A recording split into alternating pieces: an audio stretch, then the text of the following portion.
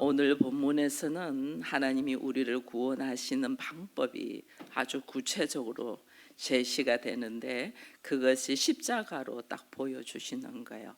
그래서 여기 그림을 보면 이스라엘이 가면 장대 위에 놋뱀이 있는 이것이 있어요. 저도 가서 봤는데 많은 사람들이 여기서 사진을 찍고 그러게 하는데 이 장대 위에 있는 놋뱀, 이스라엘 백성들이 홍해를 건너려고 하는데 홍해가 딱 막혀버리잖아요.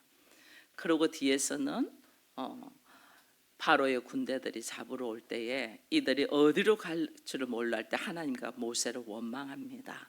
그러면서 어떻게 해서 우리로 애굽으로 이끌어내 이 광야에서 죽게 하냐, 여기는 식물도 없고 물도 없다 이러면서 막 원망을 하거든요. 그때 하나님이 불뱀을 보내서 그 원망하는 이스라엘 사람들은 물게 해요. 그래서 죽는 사람들이 많아져요. 그러니까 이들이 모세에게 이야기하는 거예요. 우리를 살려달라고. 근데 모세가 보니까 불뱀에 물려서 사람들이 죽어가니까 하나님 앞에 기도하면서 이들을 살려달라고, 용서해달라고 할 때 하나님이 하시는 것이 놋뱀을 만들어서 십자가에다 올려 달아라 그럽니다. 말이 안 되는 일이거든요. 지금 불뱀에 죽는다는 건 독이 나와서 사람들이 열병으로 죽어가는데 놋뱀은 아무 힘도 없잖아요. 놋뱀을 만들어서 십자가에 달아서 그 놋뱀을 쳐다보는 자는 살리라 이렇게 이야기합니다. 장대 위에 놋뱀을 매달아 놓고 이걸 쳐다보면 산다. 이게 지금 이거예요. 이 상식적으로 이해가 안 되는 거죠. 특히 놋은 심판을 상징하고 십자가도 심판을 상징하잖아요. 전혀 우리의 상식과 우리의 전통과 방법과 다른 것을 하나님이 처방을 하는 거죠. 사람들이 이게 말을 듣겠어요, 안 듣겠어요? 말 같은 소리를 해야지 이렇게 될 거 아니에요. 그런데 이 놋뱀을 쳐다본 사람은 불뱀에 물려서 지금 죽어가는 사람들이 깨끗함에 나음을 입는 거예요. 이것을 오늘 우리 주님이 본문에서 이야기를 하잖아요. 이 왜 십자가에 달리신 분이 사실은 우리는 누구예요? 예수님인데 이 예수님이 놋뱀이 되어서, 뱀은 원래는 저주의 상징이잖아요. 뱀은 우리 모두가 다 하나님의 말씀을 거부하고 순종하고 받아들이지 않아서 전부 다 저주받은 인생이에요. 다 저주받은 인생이에요. 근데 그 저주받은 인생을 살리기 위해서 예수님이 친히 저주받은 뱀이 되어가지고 십자가에 달려 죽는 거예요. 이게 그거예요. 우리를 구원하는 것이 뭐냐? 예수님이 친히 저주받은 뱀이 되어서 십자가에 달려서 죽는 거예요. 이게 오늘 제목의 보내심. 우리를 위하여 예수님을 보내주고 또 우리를 위하여 어떻게 해요? 저주받은 뱀이 되어서 십자가에 죽었잖아요. 하나님이 내어주심이 되는 거예요. 이 은혜를 우리가 이 십자가를 바라볼 때마다 깨달아야 되는 거예요. 이스라엘에 우리가 성지순례를 가면 여기를 꼭 들리거든요. 그 장면이 지금 한 장면. 이걸 볼 때마다 우리는 저주받아서 죽을 수밖에 없는 뱀인데 그 뱀의 모습을 누가 가졌다? 예수님이 가져서 저주받아서 죽으시는 거예요. 그리고 우리는 어떻게 한다? 살리는 거예요. 우리는 살리는 거예요. 그래서 우리가 요한복음 8장 28절을 같이 읽습니다. 이에 예수께서 이르시되 너희가 인자를 든 후에 내가 그인 줄 알고 또 내가 스스로 아무것도 하지 아니하고 오직 하나님께서 가르치신 대로 이런 것을 말하는 줄로 알리라. 아멘. 하나님의 나라의 삶의 원리를 이야기하는 거예요. 이 땅에서 저주받은 자가 십자가에 매달, 이게 놋뱀, 십자가 전부 다 저주받은 거잖아요. 하나님은 십자가에 달리는 것, 이게 십자가에 달린 거는 저주받은 사람이거든요. 근데 하나님은 누구를 십자가에 달아요? 그 아들 독생자를. 그 아들 독생자를 십자가에 매단단 말이에요. 세상은 죄인을 십자가에 못, 하나님은 그 아들 독생자를 십자가에 못. 하나님이 그를 높이는 방법이에요. 우리가 성경에 보면 네가 높아지고자 하느냐, 네가 크고자 하느냐, 우리 주님이 뭐 하랬어요? 섬기는 자, 낮은 자리로 가라. 하나님이 우리를 높이는 방법, 십자가에 달아버리는, 이게 우리의 상식하고 이해가 안 되는 거예요. 근데 하나님의 나라는 하나님의 방법으로 하시는 일이 세상적으로 가지고 있는 우리와 너무나 다른 거죠. 장대 위에 올려줬다. 나는 내려놓고 오직 말씀에 순종되는 삶을 사는 거예요. 자기를 비우고 하나님의 뜻에 순종되어서 십자가를 진다. 이게 은혜예요, 은혜. 그래서 구원을 내가 받는다. 이거는 전적인 은혜예요. 하나님의 아들이 십자가에 올려지고 나를 살리신단 말이에요.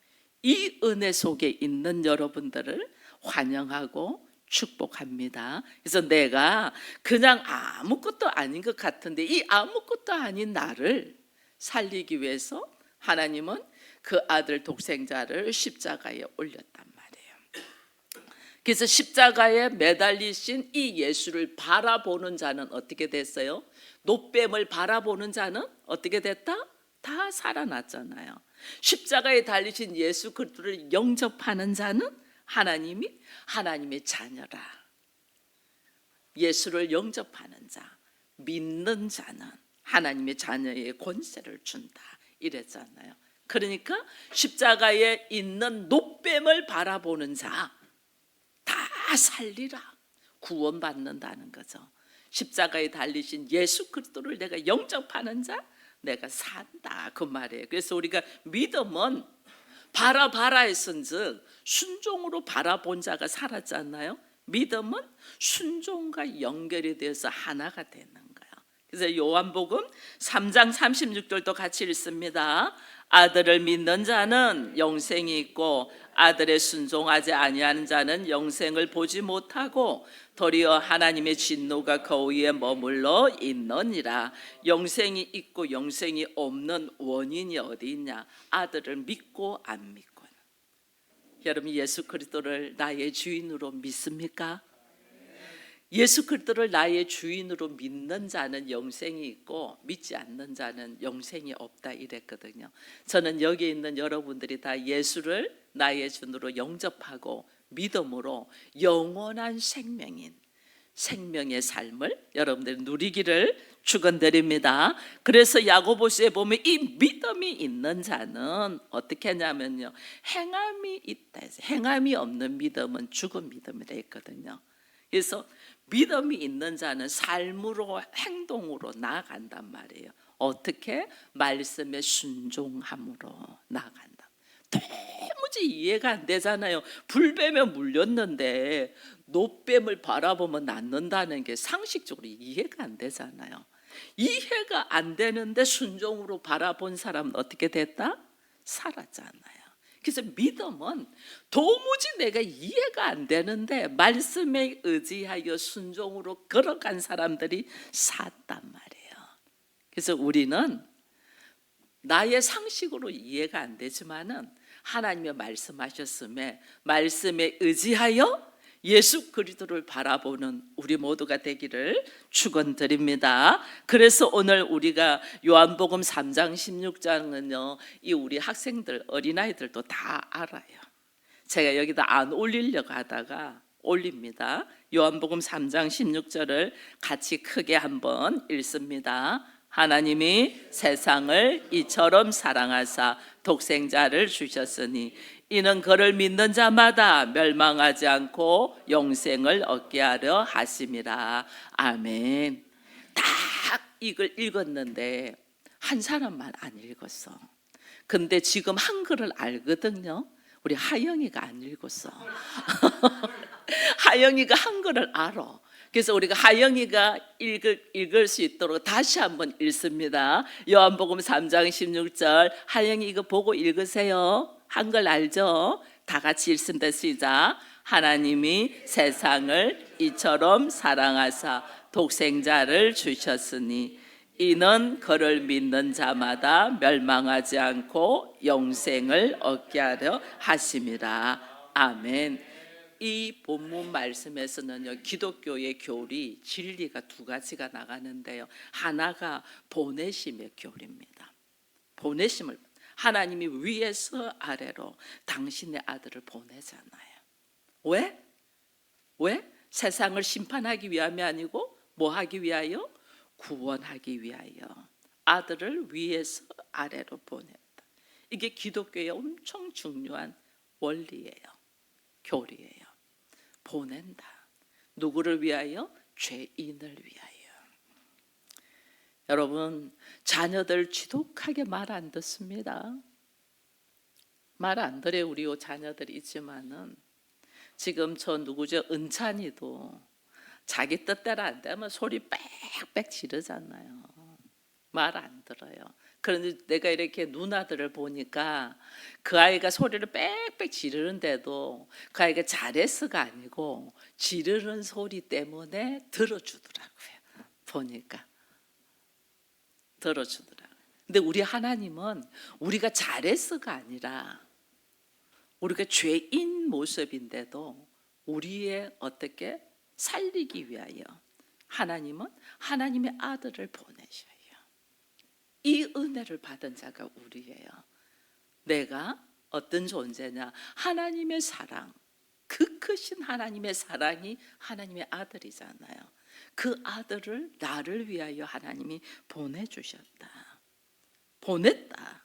이게 뭐냐면요, 하나님 그냥 보낸 게 아니에요. 내쫓은 거예요. 내쫓았다.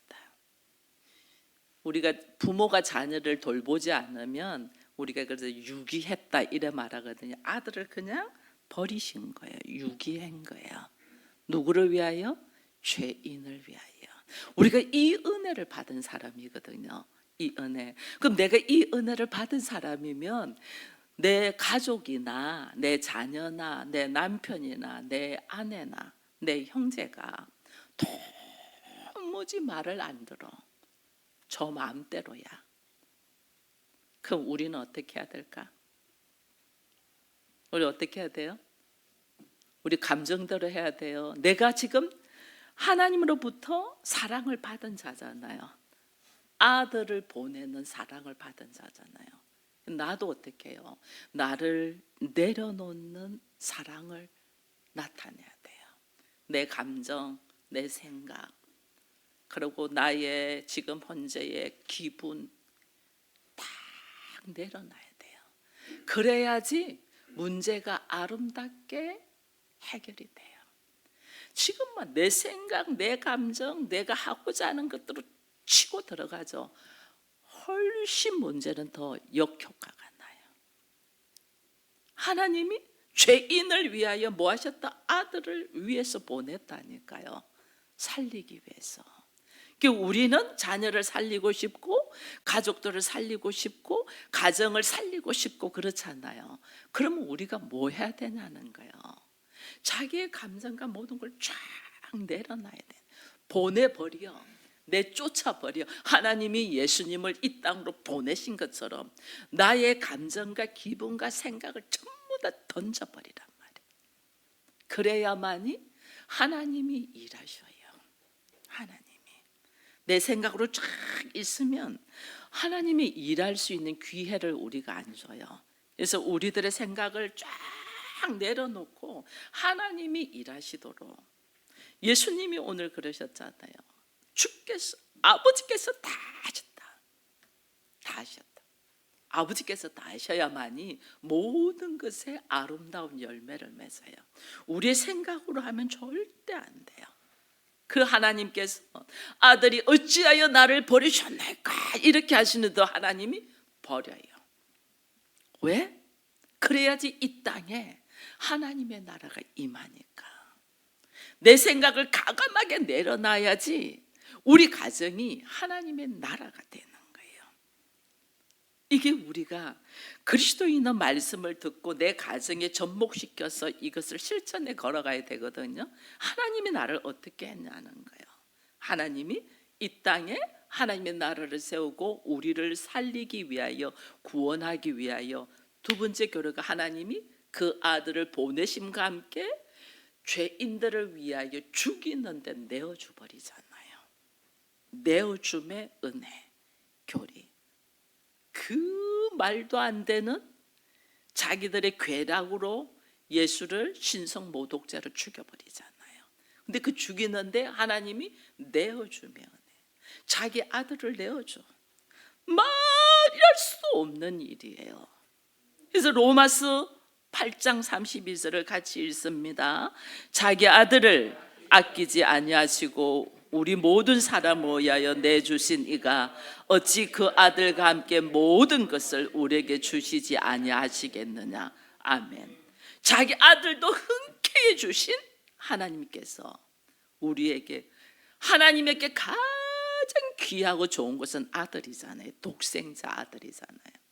우리가 아무리 주변에 좋은 것이 많아도 내 자녀만큼 귀한 것이 없잖아요. 그죠? 이 아이들만큼 귀한 것이 없어요.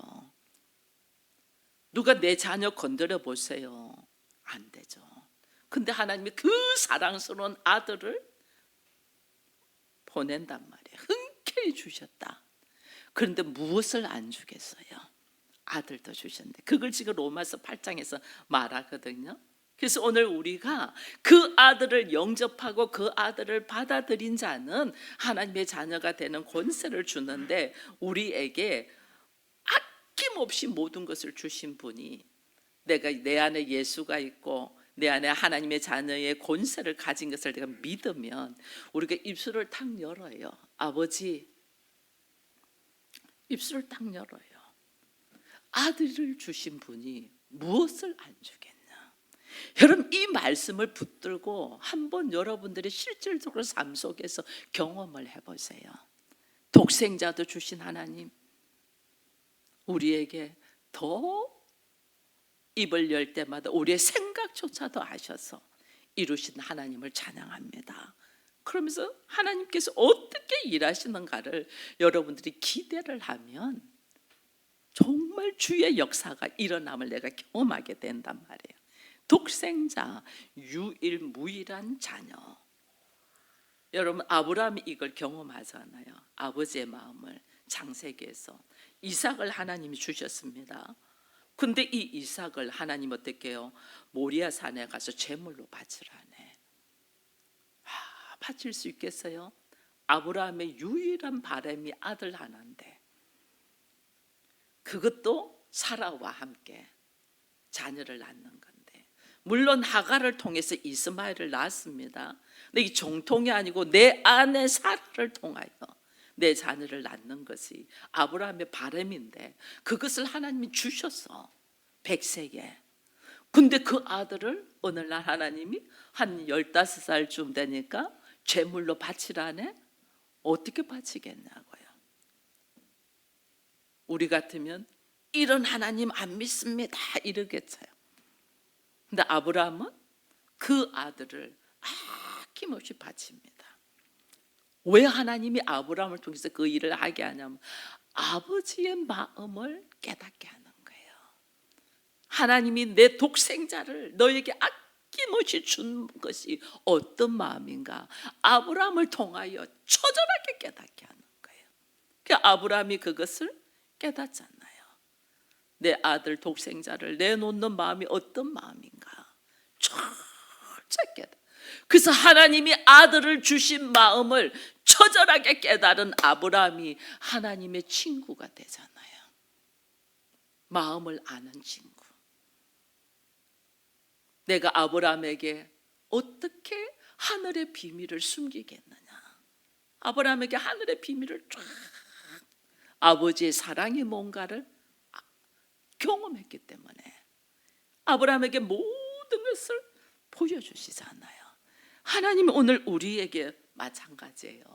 도무지 내가 감당이 안 되는데도 말씀에 의지하여 내가 나를 진짜 귀한 걸 내려놓는 것은 하나님이 독생자를 주신 그 마음을, 아버지의 마음을 나로 하여금 철저하게 깨닫고 알게 하는 거예요. 그걸 알면 하나님의 그 사랑이 얼마나 큰가 우리가 깨닫게 되잖아요. 야, 있을 수 없는 것을 하신 하나님, 그 은혜에 감사하여 하나님의 이름을 부를 때에 주여 한번 하는 것이 얼마나 감사와 감동으로 부르는지 몰라요. 아버지 한번 부르는 것이 얼마나 감동으로 나오는지 몰라요. 그 은혜로 걸어간 사람들. 그래서 우리가 로마서 5장 8절에 보면 하나님께서 우리가 아직 죄인 되었을 때에 그리스도를 우리를 위하여 죽이심으로 우리를 향한 하나님의 사랑을 뭐했다? 확증했다. 이래 돼 있거든요. 그 큰 사랑을 이제 깨닫는 거예요. 철저하게 깨닫는 거예요. 죄인을 사랑하신 하나님, 나를 사랑하신 하나님. 여러분, 나를 하나님이 사랑하신다는 것을 바로 아는 것만 해도 여러분들은 엄청난 축복 속으로 들어가요. 엄청난 축복 속으로. 그래서 하나님의 사랑이 나에게서 흘러넘치잖아요. 하나님의 사랑을 알아야지 우리가 사람을 사랑할 수 있어요.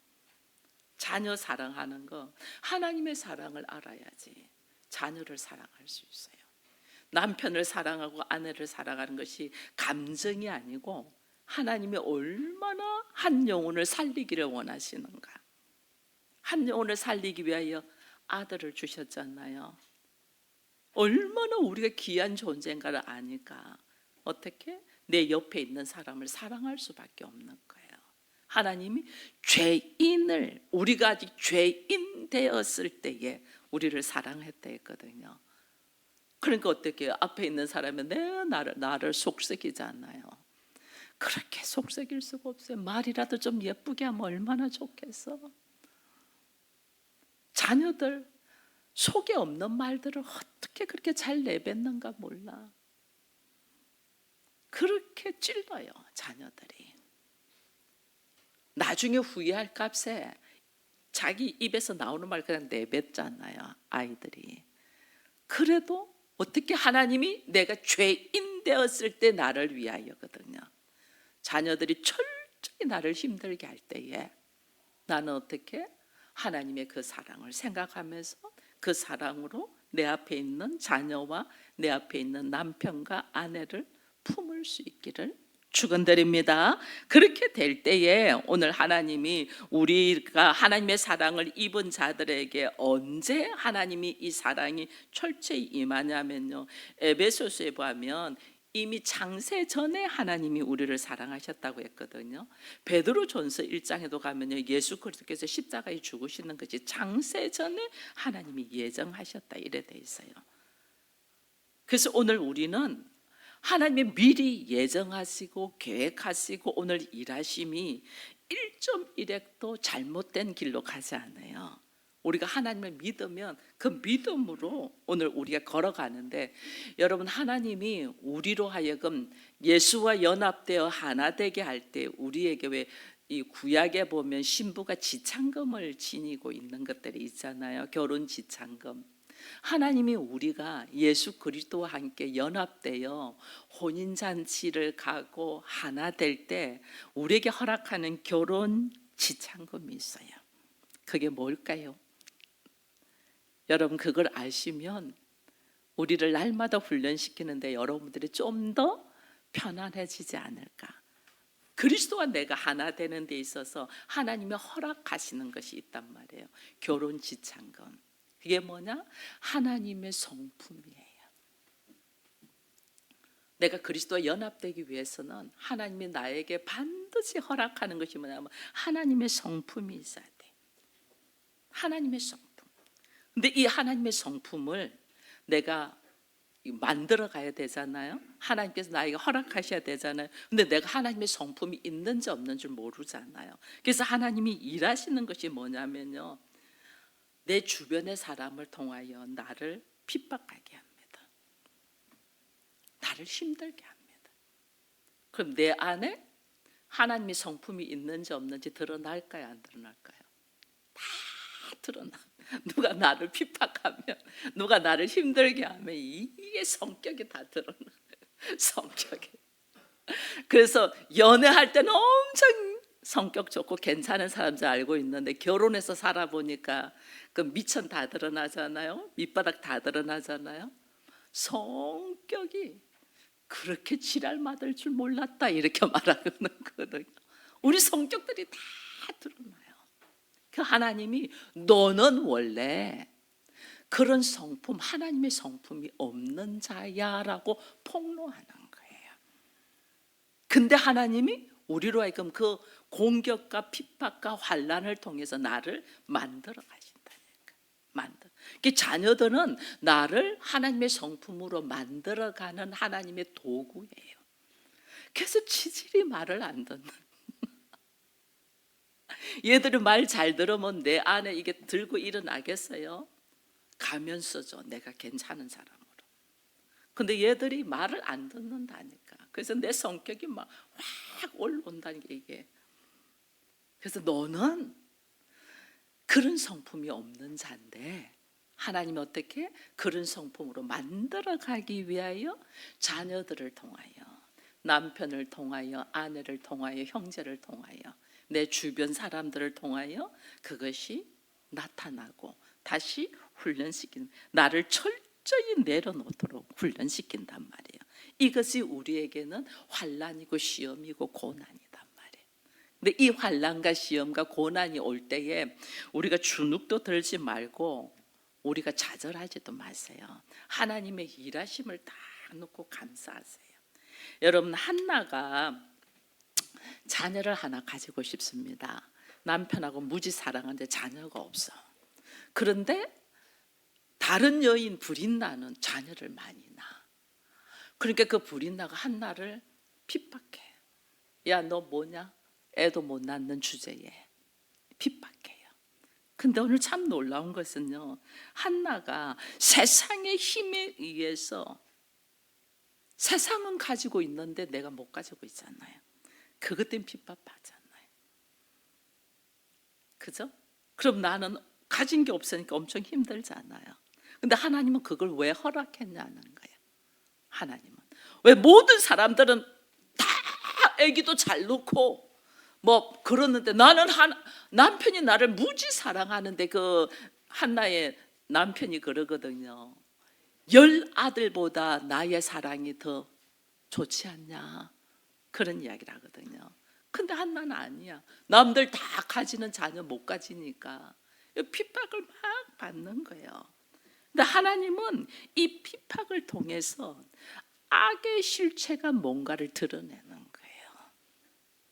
오히려 핍박받는 사람, 하나님의 자녀들은 그 핍박을 당해주는 거예요. 그걸 통해서 내가 하나님의 성품으로 내가 세워져 가는 거예요.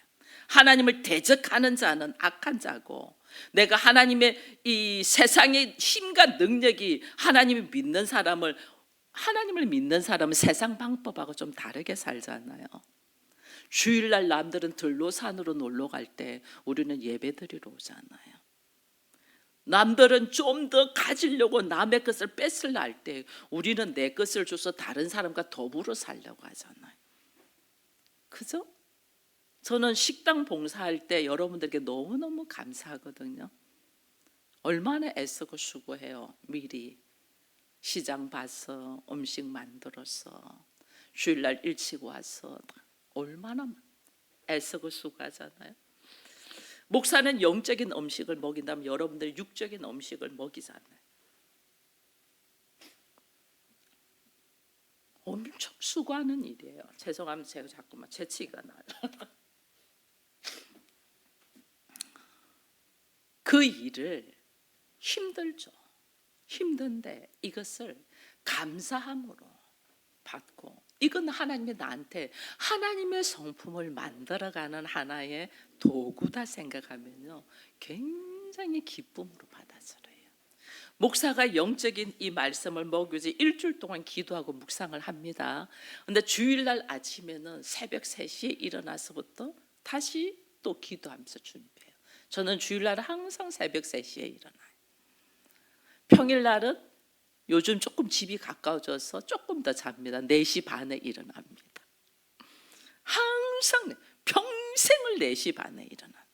그 주일날은 여차없이 3시에 일어나. 왜? 여러분들하고 영적인 말씀을 나누기 위해서. 근데 그것이 억지로 하고 힘들게 하고 감사가 없으면 그게 되겠어요? 3시가 얼마나 고나게 잠드는 시간인데.